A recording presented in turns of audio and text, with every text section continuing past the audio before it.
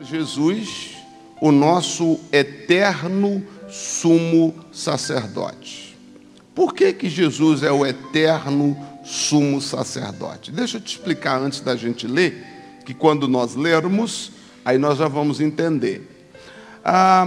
Quando nós estudamos Hebreus capítulo 7, ele vai contar para nós a história de Jesus Cristo, da superioridade de Jesus, o nosso sumo sacerdote eterno.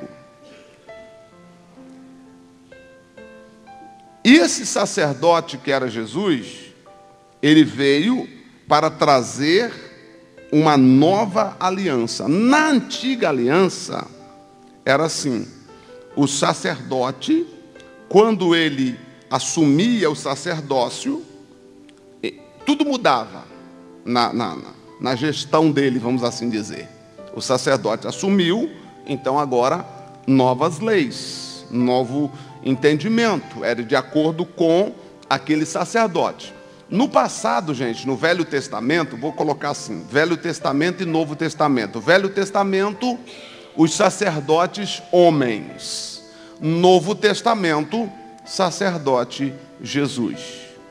No sacerdote homens, todos nós éramos sujeitos àquilo que os homens determinavam. Nós tínhamos que seguir o homem, por causa da lei que era dada a um homem, e todos nós tínhamos que seguir aquele homem, chamado de sacerdote. Então, era somente o sacerdote que tinha o poder de entrar na presença de Deus por nós. Se nós estivéssemos no Velho Testamento, nós não poderíamos dizer: Senhor, eu entro em sua presença. Não, quem entrava era o sacerdote. E nós, então, apenas recebíamos. Nós tínhamos que esperar receber a bênção sacerdotal. Se nós estivéssemos no Velho Testamento e eu fosse o sacerdote, então como é que funcionaria? Eu entraria no Santo dos Santos, pediria a bênção de Deus, e vocês ficavam aí assentadinhos esperando. Então eu saía do Santo dos Santos e lhe dava a bênção sacerdotal. Você já ouviu falar de bênção sacerdotal?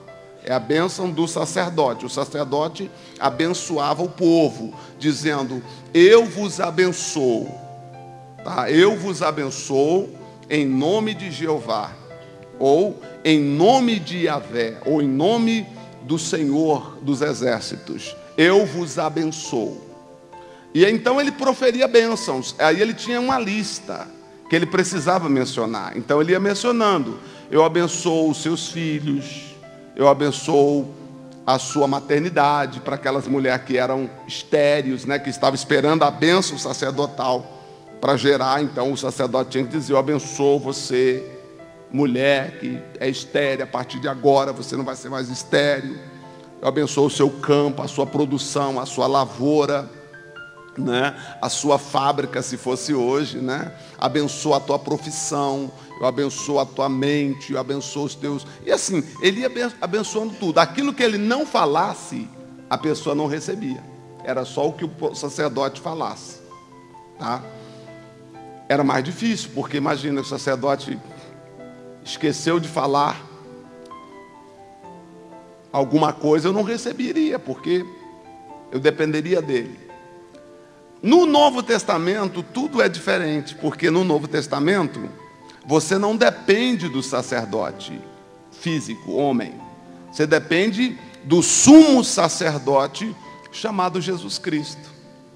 Só que para nós, seres humanos, é mais fácil a gente depender de um homem. Por isso que é mais fácil, às vezes, guiar as pessoas na visão de um homem, do que fazer as pessoas serem guiadas pelo Espírito Santo. Tá? Por quê? Porque é mais fácil você ter: o pastor é minha estrela, o pastor é meu guia, o pastor é minha autoridade, o pastor é o meu líder espiritual, o pastor é tudo na minha vida. Ai de mim se não fosse esse pastor. Tá bom, maravilha, mas e se um dia esse pastor morrer? Você já parou para pensar ou não? Não parou, né? Tá. E se um dia esse pastor for embora? Já parou para pensar ou não? Se você depende do homem e o homem falhar, você falha junto, sim ou não? Falha ou não falha? Então, por isso, a igreja do século 21, né, que é bem instruída por Deus, eu estou aqui na visão de instrutor, não de ser o seu guia espiritual. Não sou seu guia ou a base para você, o seu referencial. Claro que Paulo disse assim: sede meus imitadores como eu sou de Cristo. Tudo bem, ótimo, maravilhas, mas isso pesa. Quanto mais você diz assim, puxa vida, eu me inspiro, né, no pastor, isso pesa nos meus ombros, porque quanto mais você se sente inspirado, motivado, eu preciso ainda ser mais fiel, porque eu não posso falhar. Se eu falhar, você falha também. Mas o que eu quero resumir falando nisso é que o nosso sumo sacerdote é Jesus. Então, independente de eu te motivar, independente de eu te ajudar, eu preciso que os teus olhos estejam olhando para Jesus. Estou explicando, sim ou não? Porque se os teus olhos estiverem olhando para o homem, ainda que não seja eu, se aquela pessoa falhar, você falha junto. Se ela fraquejar, você fraqueja também. Não é? Então, se ela desistir, você desiste. Então, eu preciso te dizer que o nosso sacerdote é Jesus Cristo. Vamos dar uma olhadinha, então, juntos em Hebreus 7:11. Né? Hebreus capítulo 7 diz assim, fala o seguinte: de sorte que, se a perfeição fosse pelo sacerdócio levítico, porque sobre ele o povo recebeu a lei, que necessidade havia logo de que outro sacerdote se levantasse segundo a ordem de Melquisedeque, e não fosse chamado segundo a ordem de Arão. Então está dizendo, se a perfeição fosse pelos homens, sacerdotes, levitas, homens, não haveria necessidade de um segundo sacerdote. Concorda comigo? Sim ou não? Não haveria necessidade. Para que Jesus veio então? Jesus veio porque, né, os sacerdotes que nos escreveram a lei, né, a lei de Moisés, já ouviu falar da lei de Moisés, sim ou não? Não foi suficiente. Não foi suficiente. Então precisou o quê? O Jesus morrer por nós. Dê uma olhada comigo agora no versículo. Então está dizendo que se ela tivesse sido perfeita, não precisaria de um outro. Então, minha gente, preste atenção. Eu vivo com base na lei de Moisés? Não, filho. Eu vivo com base na lei da nova aliança. Mas a antiga aliança foi invalidada? Não, ela foi cumprida. Se eu dissesse para você assim, gente, vocês só vão entrar nos céus se vocês, uma vez por semana, forem no monte do Araci, meia-noite, e orar meia-noite em ponto. E você conseguir chegar lá 5 para meia-noite, meia-noite você está lá orando. Aí você desce de lá com a sensação de dever cumprido, porque você fez alguma coisa fisicamente. Só que aí entra a nossa espiritualidade, porque a nossa graça, a bênção que nós temos da parte de Deus, nosso Pai, hoje, não é por feitos que eu, ou que você e eu realizamos, mas sim pelo sacrifício de Jesus Cristo. Aqui entra o demônio dizendo para você que você precisa fazer por merecer. Porque quando você faz por merecer, você está anulando o que Jesus fez por você. Não sei se eu consegui explicar. Então, na sua cabeça, você pensa às vezes, eu acho que eu não mereço. Claro, meus filhos, nenhum de nós merecemos. Isso é graça. O que é graça? Favor não merecido. Jesus morreu por nós e nos deu a bênção de graça. Porque nós não merecíamos, mas Ele quis nos abençoar, mesmo sem a gente merecer. Então a vida que eu vivo hoje não tem nada a ver com o que eu fiz, tem a ver com o que Ele fez. A vida que eu vivo hoje não tem a ver com quem eu sou, tem a ver com quem Ele foi. Então a vida que eu vivo hoje, eu vivo em nome dEle. Estou explicando? Na velha aliança, eu tinha que cumprir a lei, segundo o que a lei determinava. Não podia ter, muitas coisas a lei dizia que não podia ser feito. A guarda do sábado, por exemplo. Você já ouviu falar da guarda do sábado, sim ou não? Já ou não? Era sagrado, sábado, pôr do sol, para tudo. Só quando terminar o pôr do sol. Não pode carregar, não pode comprar, não pode fazer nada. Era a lei. Estou explicando, sim ou não? Não podia ter 2 tipos de planta no quintal. Se tivesse mangueira, não podia ter um segundo pé de mangueira, tinha que arrancar.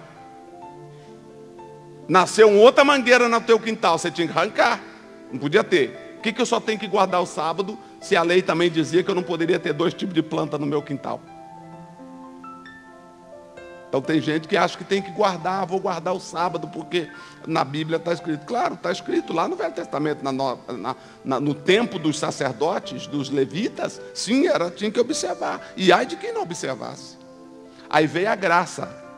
A graça, então, Jesus não veio para cancelar, Ele veio para cumprir, porque era impossível você e eu conseguir cumprir todos os preceitos da lei. A lei era muito rígida. E era impossível cumprir todos os preceitos. Então Jesus veio cumprindo os preceitos da lei para me dar essa graça. Vamos ler de novo o versículo 11, só para ver se é isso mesmo que entendemos? Vamos? Vamos? Vamos juntos? Olha só. De sorte que, se a perfeição fosse pelo sacerdócio levítico, né? Aí abre parêntese, porque sob ele o povo recebeu a lei, fecha parêntese, explicando por quê. Parênteses é uma explicação. O parênteses não faz parte do texto original. Abriu parênteses para explicar para a gente. Correto? Tá, é uma explicação. Não é porque sobre eles estava a lei, eles receberam a lei. Que necessidade havia logo de que outro sacerdote se levantasse, se lá estivesse perfeito? Então não vivo pela lei, porque a lei não foi perfeita. Estou explicando, igreja de Jesus. Amém? Então a lei era muito complicada. Aí por isso que veio Jesus, não é?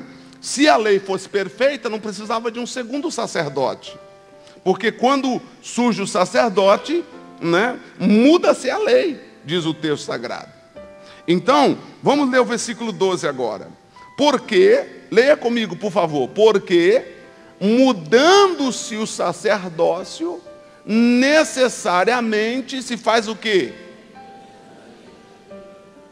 Diga comigo, mudando-se o sacerdócio, necessariamente faz-se o quê? Se faz necessária mudança?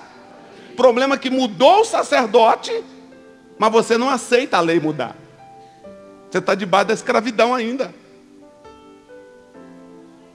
Porque quando muda o sacerdócio, muda a lei. Mudou os meus sacerdotes. Então, se eu digo que hoje eu sou mais que vencedor, eu estou dizendo isso com base no meu sacerdote. Que o meu sacerdote é novo. Eu não estou com base lá no outro sacerdote, que eu tinha que fazer por merecer. Estou explicando sim ou não? Quem está me entendendo? As igrejas, o povo. Igreja é o povo, você sabe, né? Sabe disso ou não? Igreja é o povo, não é? Falar de igreja, você não pensa nas 4 paredes, não. Falar de igreja, você pensar nas 4 paredes. Falar de igreja, você pensar na instituição jurídica, você não veio no meu culto. Tá? Toda vez que eu falar de igreja, eu estou falando de povo. Você, igreja. Tá? Então, o problema é que a igreja continua vivendo em Cristo, mas com a mentalidade da antiga aliança. E aí o que acontece? Você nem aproveita os benefícios da antiga aliança, porque você teria que cumprir toda a lei, e nem se beneficia das mudanças da nova aliança, porque você acha que você tem que fazer coisas de lá. Então por isso que você vive mal. Estão me entendendo agora, sim ou não? Porque no passado, minha gente, eu tinha que dar oferta, eu tinha que pagar para receber. Era mais ou menos assim que funcionava na antiga aliança. Você quer o quê? Eu quero vender minha terra. Tá bom, só tem que ir lá pegar um pedacinho da terra, um punhado da terra e trazer e pôr no altar. E dizer, eu quero vender minha terra. Me ajuda a vender minha terra. Hoje não precisa disso. Teve que vir um novo sacerdote. Veio por quê? Porque o antigo não foi suficiente para poder realizar o problema, solucionar os problemas das pessoas. Veio então o novo sacerdote, chamado Jesus Cristo, e quando muda-se o sacerdote, muda-se também o quê? Leia para mim, por favor, versículo 12 de novo. Quero que você sublinhe aí, por favor. Na sua Bíblia, marca na sua Bíblia aí, bem grande assim, para lá e para cá assim, passa caneta vermelha, pronto, para ficar bem marcado. Tá? Mudou o sacerdote? Mudou. Então o que mudou junto com ele? A lei. Diga graças a Deus. Então eu vivo a lei de Moisés? Sim ou não? Não. Eu vivo a lei da graça. Eu vivo a lei do Novo Testamento, que é a lei da graça. A lei do Espírito de vida em Cristo Jesus. Me livrou da condenação, do pecado e da morte. Diga graças a Deus. Até aqui ficou claro, gente? Consegui explicar, sim ou não? Leia de novo o 12, por favor. Deus me incomodou a madrugada inteira para falar isso com vocês. Eu não ia falar isso. Porque mudando o sacerdócio, necessariamente faz o quê? Muda também a lei. Então a lei que você vive hoje é a lei de Moisés? Mudou seu sacerdote? Agora, se o seu sacerdote ainda for o Arão, se você ainda vive com base no sacerdócio de Arão e dos seus filhos, aí você tem, aí sim, esquece isso aqui. Esquece, aí não é para você. Porque se o seu sacerdote ainda é o antigo, se a sua mentalidade ainda é uma mentalidade lá do passado, então esquece, isso aqui não é para você. Ah, pastor, mas se o passado não foi suficiente, ué, problema teu se você quer ver no passado. Tem gente que a mentalidade dela não muda. Ela é a mesma pessoa e ela não muda, não vai mudar nunca. Tem gente que não vai mudar, pessoal. Não. A mente dela sabe, ela não aceita mudança. Aliás, todos nós temos dificuldade para aceitar mudança, sim ou não? Isso é de nós, seres humanos. Nós gostamos de quê mesmo? Ficar na mesmice, sim ou não? Então nós precisamos ampliar nossa mente. Mudou o meu sacerdote? O meu mudou, e o seu? O meu mudou. O meu não é mais o Arão. Eu não sou ligado a Arão, eu sou ligado a quem? A Jesus. Estou explicando a igreja de Jesus. Quem está me entendendo? Você é ligado a Arão, sacerdócio Arão, lá da lei de Moisés? Não. Sou ligado a quem? A Jesus. Tá? Mudou meu sacerdote. Glória a Deus. Amém? Diga graças a Deus que mudou, né? Ah, se não tivesse mudado, o que seria de nós? Né? Olha só. Porque aquele em quem essas coisas se dizem pertence a outra tribo da qual ninguém serviu ao altar. Ou seja, Jesus veio de uma tribo onde não havia sacerdote. Visto ser manifesto o nosso Senhor procedeu de Judá. Concernente a essa tribo, nunca houve Moisés, nunca Moisés falou de sacerdócio. Da tribo que Jesus veio, não havia sacerdote. Havia sacerdote da onde? Da tribo de Levi, não de Judá.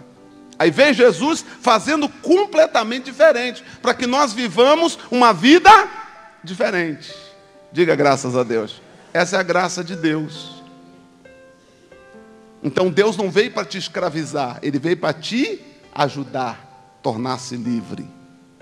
Livre das mentalidades do passado, livre da escravidão da lei, livre da opressão, livre das maldições da lei. Por isso que a Bíblia diz em Gálatas 3,13, Cristo nos resgatou da maldição da lei. Vamos ler de novo? Gálatas 3,13, é possível? Você lê comigo? Gálatas 3,13 vai dizer para nós que Cristo nos resgatou da maldição da lei, Cristo nos resgatou da maldição da lei, fazendo-se maldição por nós, porque está escrito: maldito todo aquele que for pendurado no madeiro. O que fez Cristo por mim? Cristo morreu para me livrar da maldição. O diabo tem direito de colocar maldição na minha vida? Não, porque Cristo me resgatou. E qual foi o preço do resgate? A sua na cruz. Estou livre, graças a Deus. Romanos capítulo 8, dê uma olhada comigo. Romanos capítulo 8, olha aí. Você está com a Bíblia? Romanos capítulo 8, na versão corrigida, é mais interpretativa aí, vamos ler. Romanos capítulo 8 diz: portanto agora, nenhuma condenação há. Diga comigo, portanto agora, nenhuma condenação há para os que estão em Cristo Jesus, que não andam segundo a carne, mas segundo o Espírito. Tá? Essa segunda parte aí, em algumas Bíblias, vai estar entre parênteses, porque ela está repetindo uma parte que diz lá em Gálatas 5. Por isso que na Bíblia corrigida, essa segunda parte, não, na atualizada, a segunda parte não tem. Tá? Se você quiser entender que você tem que andar segundo o Espírito, você vai ter que ler Gálatas 5. Aí, como Paulo está falando de não existir condenação, então os autores achou por bem trazer essa explicação da parte final do versículo, junto aí, para poder ajudar. Então, portanto, agora, nenhuma condenação há para quem? Para os que estão em Cristo Jesus. Eu estou em Cristo Jesus? Sim. Você está em Cristo Jesus? Sim. Então, se você está em Cristo Jesus, não há mais condenação para você. Amém? Agora, depende de quê? Do tipo como você anda. Eu não posso andar segundo a carne. Eu preciso andar segundo o quê? O Espírito. Eu preciso procurar agradar mais o meu espírito do que a minha carne. Minha carne não tem desejo pelas coisas de Deus. Muito pelo contrário. Minha carne só tem desejo por coisas que não tem nada a ver com Deus. Não estou falando de pecado não, mas se você fosse escolher entre estar aqui na igreja e estar dormindo em casa, você estaria fazendo o quê? Se fosse pela carne, você estaria onde? Dormindo. Sim ou não? Dormindo, roncando, né? Fazendo outras coisas. A carne não tem interesse pelas coisas de Deus. Não adianta eu esperar que, em nome de Jesus, mais tarde eu vou ter vontade de orar. Não vai ter, filha, não vai. Orar é decisão. Eu decido, eu vou orar. Ficou claro, sim ou não?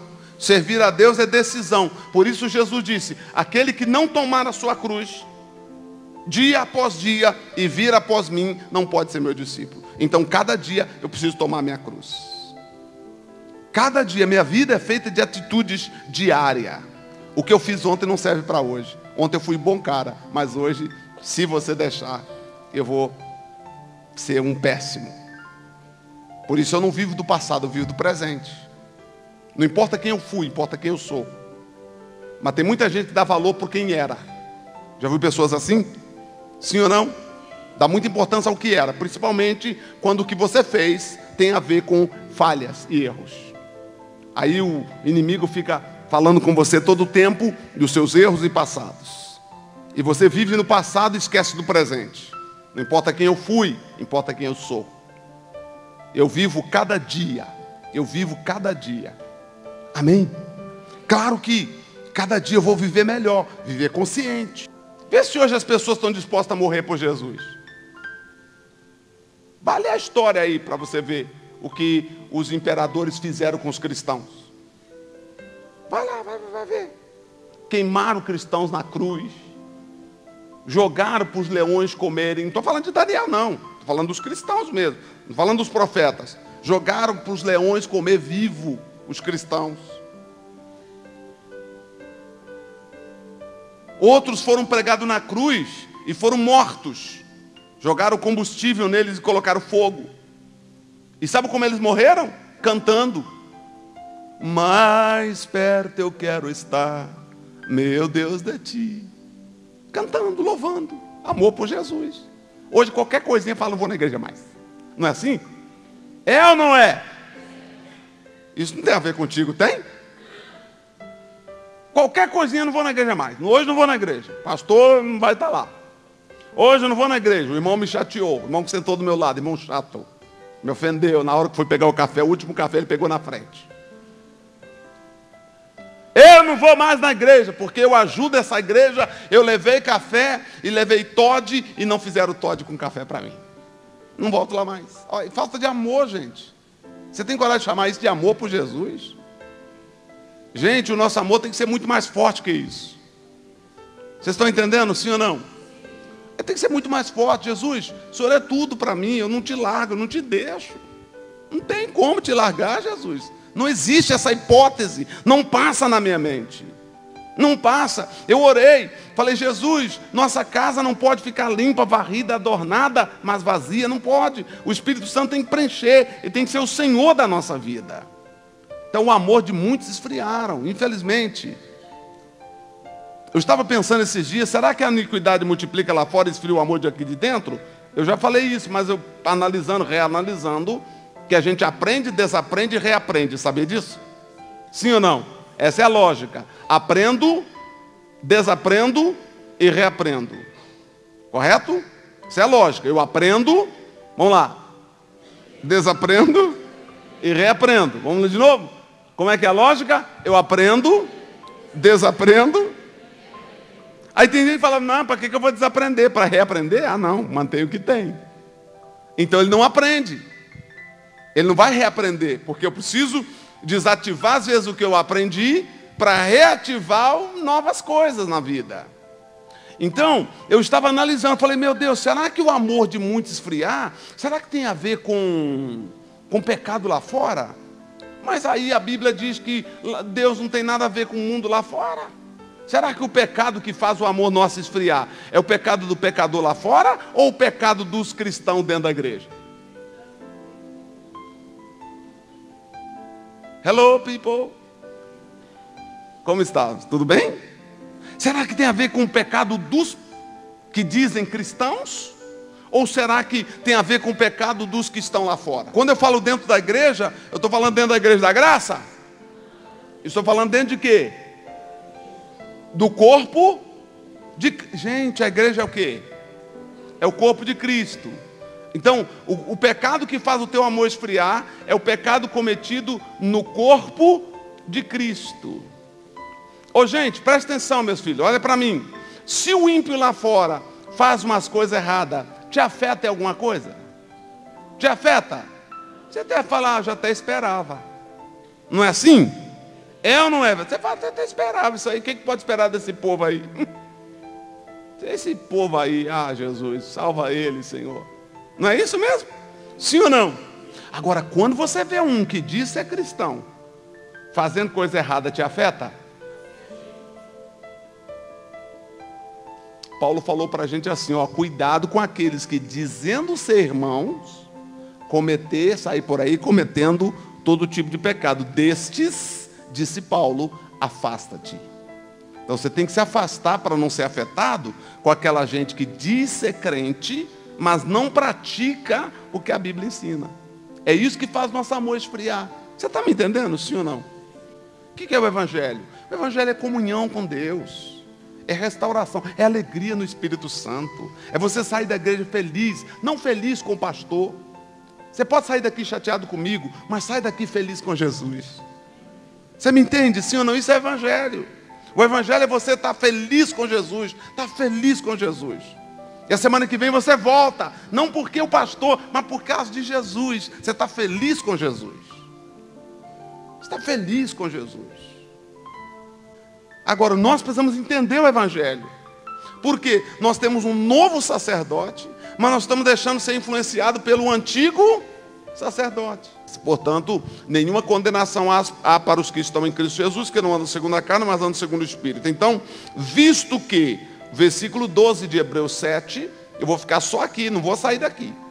Tá? Vou terminar aqui orando com vocês. Preste bem atenção. Porque, mudando o sacerdote, muda-se também o quê? Muda-se também Mudou a lei? Mudou a lei? Você vive na graça? Há condenação para você? Seu passado conta? Seu passado conta? Atos 17:30, abre aí, para a gente terminar. Seu passado conta? Não conta. Olha, isso é a nova lei do nosso Senhor Jesus. Seu passado não conta. Ele é o sacerdote eterno, diz a Bíblia, tá? Jesus é o sacerdote eterno. É o sacerdote que traz vida, que traz a virtude incorruptível. Não leva em conta o quê? Mas Deus, não tendo em conta o tempo da... Você já viveu na ignorância? Já fez coisas na ignorância? Acabou. Deus não leva em conta o tempo da ignorância. O que ele manda então? Anuncia agora quer dizer, nesse momento, tá? Hoje, nesse tempo, nessa época, que todos os homens em todos os lugares façam o quê? Se arrependam. O que Deus quer que você faça? Se arrependa. Então, se você fez alguma coisa errada, o que eu tenho que fazer? Me arrepender. Jesus, me perdoa. Me lava, Senhor. Me dê uma nova chance. É tudo que eu preciso. Cada dia, quando você levantar, faça a sua oração. Jesus, obrigado por esse dia. Eu me arrependo dos meus pecados. Amém, gente? Tá? Então, o que nós temos que viver? Uma nova vida, segundo a mudança que esse sacerdote espiritual trouxe para nós. Até aqui entendemos, sim ou não? Quem me entendeu, diga amém. Então, Jesus, o nosso sumo sacerdote, tá? Entrou no Santo do Santo de uma vez por todas.